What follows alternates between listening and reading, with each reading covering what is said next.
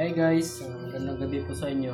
Update tayo ngayon sa Bagyong Uwan, no? Yung natamaan sa Bagyong Uwan, no? Dito tayo nag-update sa malapit sa dagat, guys. Grabe talaga.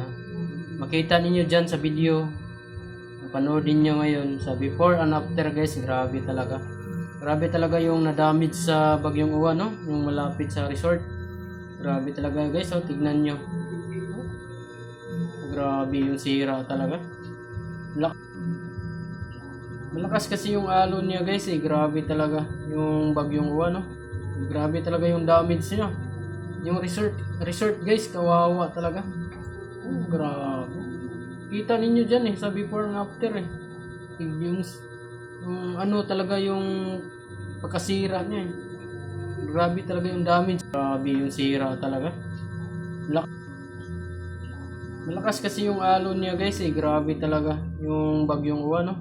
Grabe talaga yung damage niya. Yung resort guys, kawawa talaga.